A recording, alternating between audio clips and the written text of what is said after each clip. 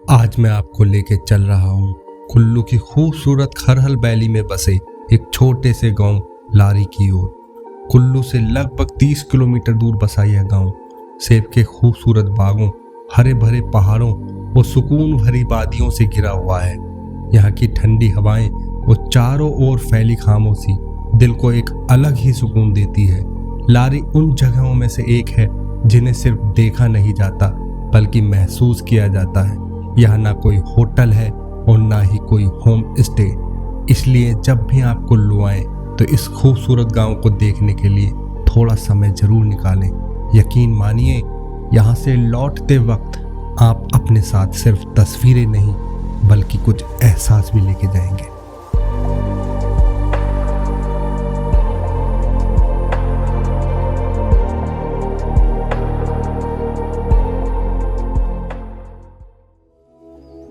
लारी गांव मुख्य सड़क से लगभग 1 किलोमीटर अंदर बसा है। यहाँ तक पहुँचने के लिए आपको एक छोटी सी पैदल यात्रा करनी पड़ती है। पतली पगडंडियों से होकर गुजरना पड़ता है और सेब के चारों ओर बाग प्राकृतिक की सुंदरता को देखते हुए आप इस गांव में पहुँचते हैं।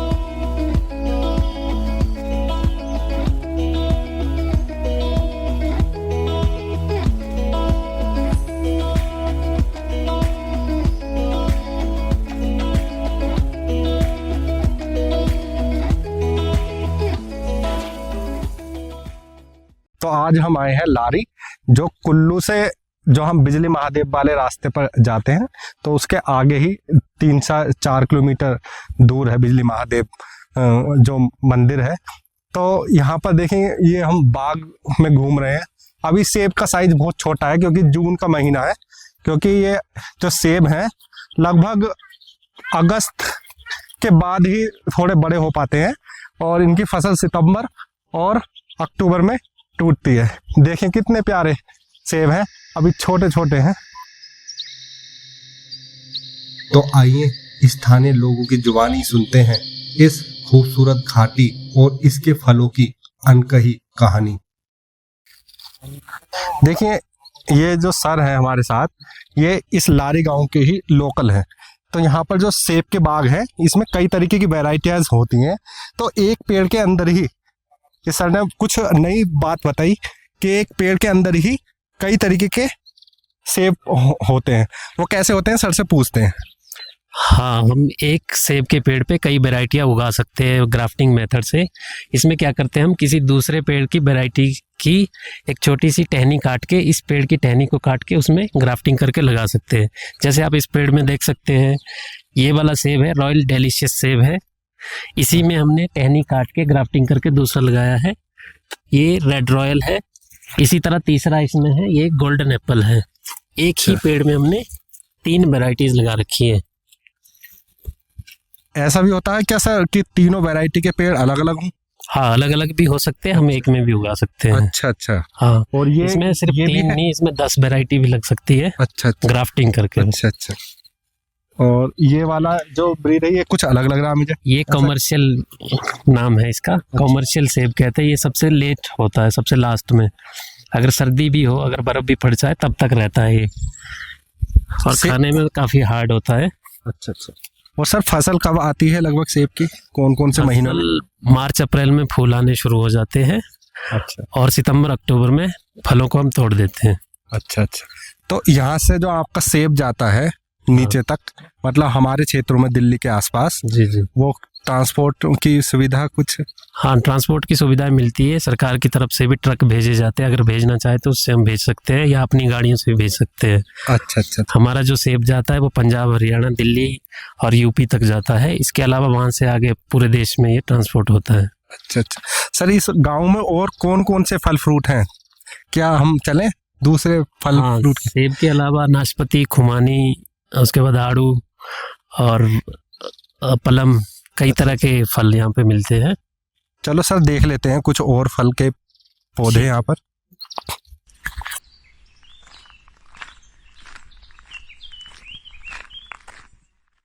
अभी मैं पलम के बारे में बताऊंगा। पलम जो यहाँ होता है, ये पलम का पेड़ है जिसमें पलम लगे हुए आप देख सकते हो। ये अभी ग्रीन कलर का होता है जब छोटा होता है, धीरे धीरे जब बड़ा होता है तो ये रेड कलर का हो जाता है और खाने में बहुत ही टेस्टी होता है। ये सबसे जल्दी निकलता है, सेब नाशपाती बाकी सब देर से होते हैं, ये जल्दी होता है, जुलाई लास्ट में इसकी फसल निकल जाती है। अच्छा अच्छा। हम्म, तो पल्म और ये वाले जो पौधे हैं ये तो ये सेब सेब ही के है ना। इसके दूसरी तरफ भी तो थे सर पल्म के, वो थोड़े से रेड टाइप के थे। वो दूसरी वैरायटी है। अच्छा, इसमें भी वैरायटी होती है। ये पलम का सेंटा रोजा वैरायटी है। अच्छा सेंटा रोजा वो वाली मैरिपोजा है। अच्छा सर, ये जो रेड वाला है ये ज्यादा अच्छा होता है खाने में या वो? वो अच्छा होता है, वो जल्दी भी निकलता है, ये थोड़ी देर से होता है, ये देर में पकने वाली वैरायटी है। अच्छा अच्छा। इसका नाम मैरिपोजा है। अच्छा, मैरीपोजा। हाँ, और ये पेड़ पर लगभग कितना निकल जाता है सर? जैसे ये छोटा ही पेड़ है, वैसे ज्यादा बड़ा नहीं है। हाँ, इसमें लगभग 10-15 किलो निकल जाएंगे। अच्छा अच्छा। ये छोटा है, बड़े में तो 100 किलो निकल जाते हैं। तो ये भी आपका नीचे जाता है, नीचे के क्षेत्रों में जैसे? हाँ, सब बाहर सप्लाई होता है। अच्छा अच्छा, ठीक है। अब कोई और फल दिखाना चाहते हैं आप? हाँ, जो यहाँ होते हो? नाशपाती देख लीजिए आप। नाशपाती दिखाते हैं अभी आपको। ये नाशपाती का पौधा है। नाशपतियाँ यहाँ पे 2 तरह की होती है। ये वाला जो आप देख रहे हैं ये बाबू कोशा है, अच्छा। और दूसरा वाला पेड़ इसी में देखो, ये वाला है। ये वाला पेड़ वाटलट का है। वाटलट ये जल्दी होती है, ये देर से पैदा होती है। इसके निकलने के बाद ये 1 महीने बाद ये हो जाती है। ये ज़्यादा सख्त होती है खाने में, ये ज़्यादा नरम होती है, ये अच्छी होती है वाटलट। और बाबू कोशा थोड़ी अच्छी नहीं होती है, ज़्यादा सख्त होती है।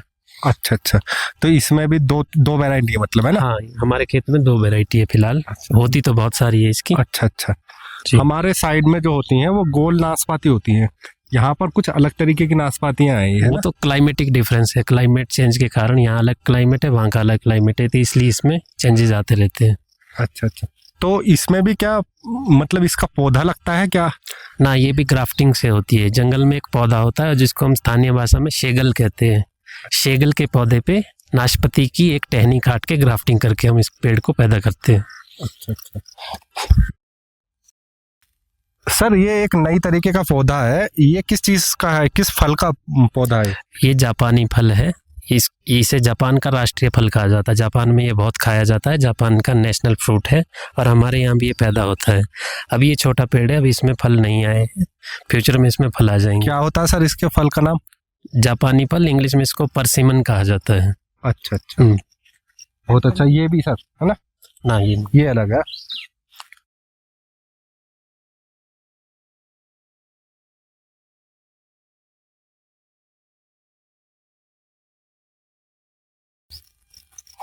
सर, ये इतने ऊंचे पेड़ कौन से पेड़ हैं? ये देवदार का पेड़ है। अच्छा ये काफी ऊंचे होते हैं, ये लगभग 200-300 साल तक एक पेड़ रहता है।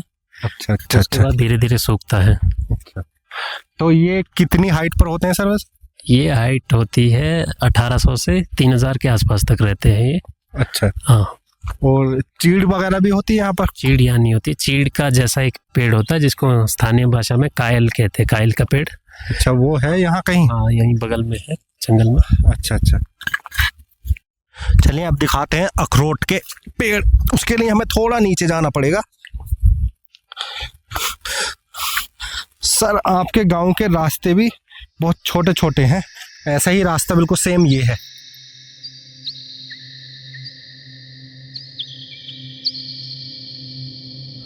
ये अखरोट का पेड़ है, देखिए सर।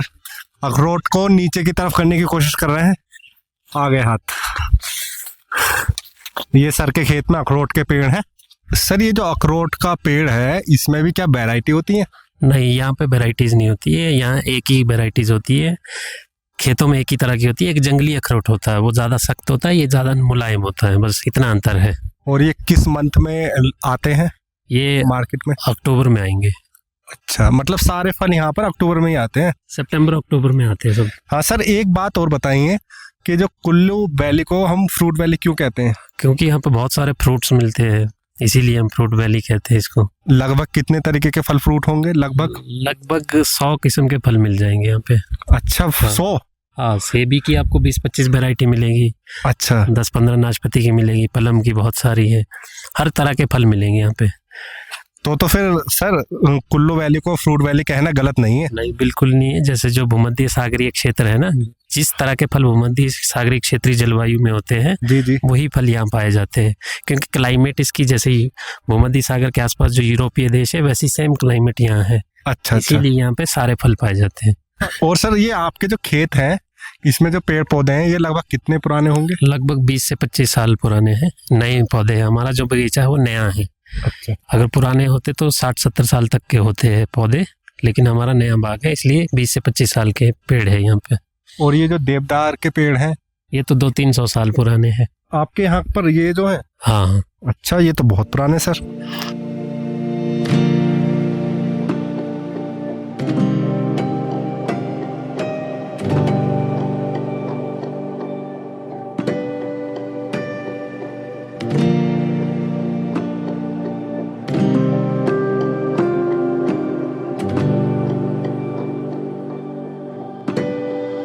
देखिए ये लिंगड़ी का पौधा है जो उत्तराखंड और हिमाचल प्रदेश में पाया जाता है। तो चलिए पूछते हैं सर से इसके बारे में, ये क्या चीज़ है? सर ये जो लिंगड़ी है इसके बेनिफिट्स बताइए, क्या इसकी सब्जी बनती है, फल है, फ्रूट है, क्या है? हाँ, ये लिंगड़ी है, जंगली सब्जी है। इससे हम सब्जी बना सकते हैं, इसका अचार बनता है, इसको कच्चा भी खा जाते हैं लोग। इसके बेनिफिट बहुत सारे हैं, इसमें vitamin A, vitamin C, vitamin K पाया जाता है। इसके अलावा ये इम्यूनिटी बढ़ाने में बहुत मदद करता है, वज़न घटाने में ये यूज़ होता है, इसलिए ये बहुत ही पौष्टिक सब्जी है जो हमारे हिमाचल प्रदेश और उत्तराखंड के जंगलों में पाई जाती है। तो सर क्या यही कारण तो नहीं है कि आप इतने ऊंचे ऊंचे पहाड़ों पर यूं ही चढ़ जाते हैं और स्टेमिना इतना ज़्यादा है? हाँ बिल्कुल, इम्यूनिटी बहुत स्ट्रॉन्ग करती है। यहाँ का हर कोई व्यक्ति इसको खाता है और सर्दियों के लिए इसका अचार बना के रखता है। गर्मियों में भी और सर्दियों में इसका यूज़ किया जाता है।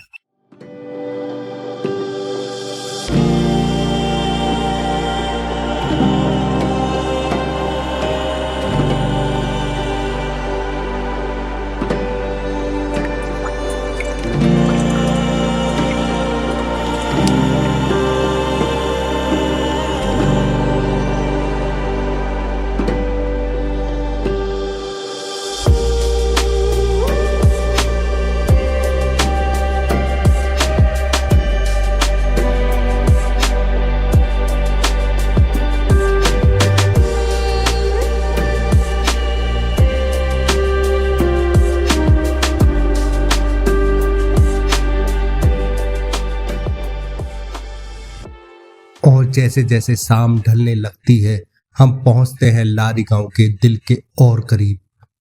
यहाँ हम चखते हैं पहाड़ के स्वाद से भरा स्थानीय खाना और महसूस करते हैं यहाँ के लोगों की सच्ची मेहमानबाजी।